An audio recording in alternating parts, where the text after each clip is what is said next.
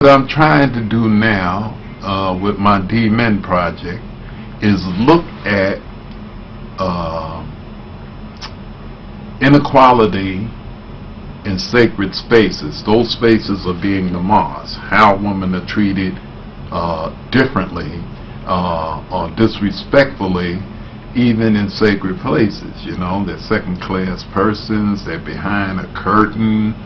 They're not on the board. You know, they don't agree to make decisions. And I think these are all antecedents or prelude to domestic violence, because now we're treating another human being as other. Once again, we have that same issue where men are entitled and women are not. So women just come to the mosque. It always surprises me how women in any of the Abrahamic faiths, how they remain faithful and believers in religion with some of the treatment that they get. We definitely need to speak to young males because as far as I could remember, I was already indoctrinated in misogyny before I even went to kindergarten. You know, I knew there was a difference between me, my sister, my mother, and whatnot like that. And I didn't consciously think of entitlement. You know, I was following the example of my father. You know, when I first became more conscious of my own behaviors, you know, I started going back, you know, and I said, well, where did I get this from? You know, I started going back. Where did I develop this attitude? You know, did somebody teach me this? And I figured it out that I wasn't taught directly, but it was all in the society, you know, from playing sports, the Boy Scouts, going to Vietnam for a couple of years, you know, it's always on this thing, you know.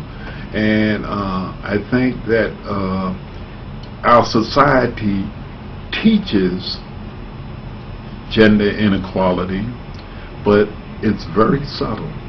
You don't know, because I have grandsons, and they tell me right now, oh no, that's for girls. I'm not going to do that. They have already made this distinction, and they tell me, oh, the women, they can't come in this side of the mosque and whatnot.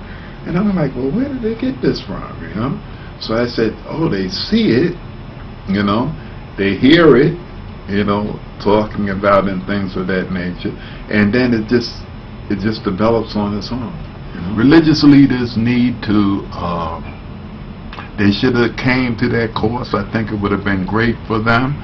They need to be healers, you know, first responders, as they say, and they have to get past the point of just thinking they can read a text that everybody has an interpretation for that doesn't mean anything to a person that's suffering.